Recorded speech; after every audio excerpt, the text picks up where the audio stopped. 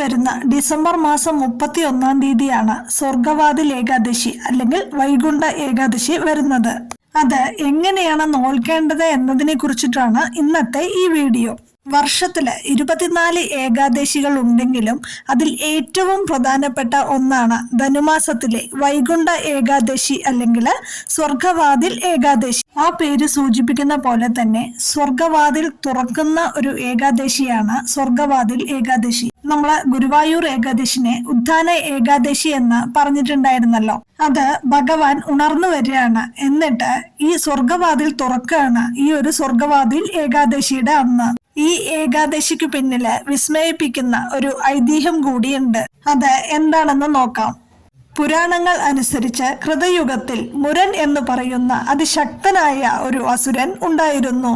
മുരൻ ദേവലോകം കീഴടക്കി ദേവന്മാരെ പീഡിപ്പിച്ചുകൊണ്ടേയിരുന്നു എന്നതാണ്. രക്ഷയില്ലാതെ ദേവന്മാർ മഹാവിഷ്ണുവിനെ അഭയം പ്രാപിക്കുകയാണ് ഉണ്ടായത്. തുടർന്ന് ഭഗവാനും മുരനും തമ്മിൽ കഠിനമായ യുദ്ധം തന്നെ നടന്നു. യുദ്ധത്തിനിടയില് ഭഗവാൻ ബദരിയാശ്രമത്തിലെ ഒരു ഗുഹയില് വിശ്രമിക്കാൻ തീരുമാനിച്ചു. ഭഗവാൻ ഉറങ്ങുന്ന സമയം നോക്കി വധിക്കാൻ മുരൻ ഗുഹയിലേക്ക് കടന്നു. എന്നാൽ അപ്പോൾ ഭഗവാന്റെ തേജസ്സിൽ നിന്ന് ഒരു ദേവി ഉത്ഭവിക്കുകയും ഈ ദേവി മുരനെ യുദ്ധത്തിൽ തോൽപ്പിക്കുകയും ചെയ്തു. അങ്ങനെ മുരനെ നിഗ്രഹിക്കുക തന്നെ ചെയ്തു. ഉണർന്നെഴുന്നേറ്റ ഭഗവാൻ പ്രസന്നവദനാവുകയും അസുരനെ വധിച്ച ശക്തിക്ക് ഏകാദശി എന്ന പേരു നൽകുകയും ചെയ്തു. ഈ വിജയത്തിന്റെ സ്മരണയ്ക്കായിട്ടാണ് വൈകുണ്ഠ ഏകാദശി അല്ലെങ്കിൽ സ്വർഗവാതിൽ ഏകാദശി ആഘോഷിക്കുന്നത്. ഇനി ഈ ഏകാദശി വ്രതം നമ്മൾ എങ്ങനെയാണ് നോൽക്കേണ്ടത് എന്ന് നോക്കാം. ആദ്യമേ പറയാം, നിങ്ങളുടെ ആരോഗ്യത്തിനനുസരിച്ചിട്ട് വേണം നിങ്ങൾ വ്രതം നോൽക്കേണ്ടത്. അപ്പോ ഏകാദശിയുടെ തലേ ദിവസം, അതായത് ദശമിയുടെ അന്ന് രാവിലെ നേരത്തെ എണീറ്റ് കുളി കഴിഞ്ഞ ശേഷം, രാവിലെ പ്രാതലൊക്കെ കഴിഞ്ഞ് ഉച്ചയ്ക്ക് ഊണ് കഴിഞ്ഞ ശേഷം, പിന്നെ രാത്രി ഒന്നും കഴിക്കരുത്. അതായത് രാത്രി ഒന്നും കഴിക്കാനായിട്ട് പാടില്ല. ഇനി പിറ്റേന്ന്, അതായത് ഏകാദശിയുടെ അന്ന് രാവിലെ സൂര്യോദയത്തിന് മുൻപായിട്ട് എണീറ്റ് കുളിച്ച ശേഷം തുളസി തീർത്ഥം സേവിക്കാം. അങ്ങനെ വ്രതം നമുക്ക് ആരംഭിക്കാം. ഈ തുളസി തീർത്ഥം എന്ന് പറയുന്നത് 2 ഇല തുളസി ഇട്ട വെള്ളമാണ് കേട്ടോ, അതാണ്. പിന്നെ അന്ന് പൂർണ്ണമായിട്ടുള്ള ഉപവാസം. എന്നിട്ട് രാത്രി ഇതേപോലെ ഉറങ്ങിയിട്ട് പിറ്റേ ദിവസം, അതായത് ദ്വാദശിയുടെ അന്ന് രാവിലെ ഇതേപോലെ സൂര്യോദയത്തിന് മുന്നായിട്ട് എണീറ്റ് കുളിച്ച ശേഷം ഇതേപോലെ തുളസി തീർത്ഥം സേവിച്ചുകൊണ്ട് വ്രതം അവസാനിപ്പിക്കാം. അന്നും ഇതേപോലെ ഉച്ചയ്ക്ക് ഊണ് കഴിഞ്ഞ ശേഷം രാത്രി ഒന്നും കഴിക്കാൻ പാടില്ല. ഏകാദശിയുടെ അന്നും ദ്വാദശിയുടെ അന്നും പകലുറക്കം പാടില്ല. ഇങ്ങനെയൊക്കെയുള്ള കാര്യങ്ങളാണ് ശ്രദ്ധിക്കാനായിട്ടുള്ളത്. പിന്നെ ഈ ഉപവാസം എന്ന് പറയുന്നത് ഓരോരുത്തരുടെ ആരോഗ്യസ്ഥിതി അനുസരിച്ചിട്ട് വേണം എടുക്കാനായിട്ട്.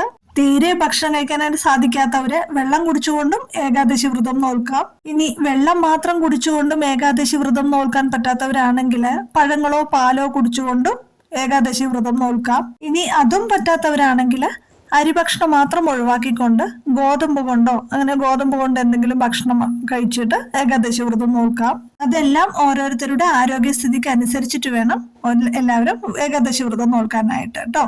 ഇത് മുൻപും നമ്മൾ ഏകാദശി വ്രതത്തെ കുറിച്ച് പല പ്രാവശ്യം പറഞ്ഞിട്ടുള്ളത് കൊണ്ട് മാത്രമാണ് ഇത്രയും ചുരുക്കിയിട്ട് വേഗം പറഞ്ഞത് കേട്ടോ.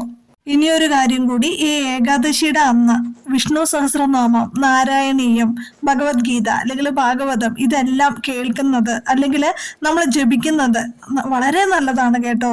ഇത് ഒന്നിനും പറ്റാത്തവരാണെങ്കിൽ ഭഗവാന്റെ ഓം നമോ നാരായണായ എന്ന് മാത്രം ജപിച്ചാൽ കൂടി നിങ്ങൾക്ക് അത്രയും ഭഗവാന്റെ ഒരു അനുഗ്രഹം കിട്ടുമെന്നുള്ളതിന് യാതൊരു സംശയവുമില്ല. ഈ സ്വർഗവാതിൽ ദർശനത്തിന്റെ മഹത്വത്തെ കുറിച്ച് പറയാം.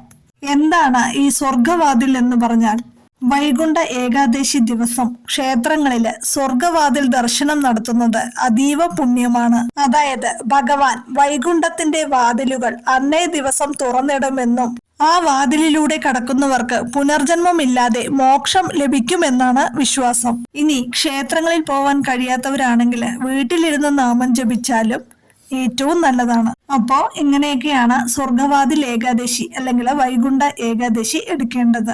അതിനാൽ എല്ലാവരും ഇപ്രാവശ്യത്തെ സ്വർഗവാതിൽ ഏകാദശി വ്രതം എടുക്കാനായിട്ട് ശ്രമിക്കുക. സ്വർഗത്തിലേക്കുള്ള ഒരു പ്രവേശനമാണ് അതിലൂടെ സാധ്യമാവുന്നത്. അതോടൊപ്പം തന്നെ എല്ലാവിധ അസുഖങ്ങളും മാറിക്കിട്ടും ധന്വന്തരി മൂർത്തിയുടെ അനുഗ്രഹം കൊണ്ട് ഈ ഒരു സ്വർഗവാതിൽ ഏകാദശി നോറ്റു കഴിഞ്ഞാല്. അപ്പോൾ എല്ലാവർക്കും മനസ്സിലായി എന്ന് വിചാരിക്കുന്നു. വീഡിയോ ഇഷ്ടപ്പെട്ടിട്ടുണ്ടെങ്കിൽ അഭിപ്രായങ്ങൾ കമന്റിലൂടെ അറിയിക്കുക.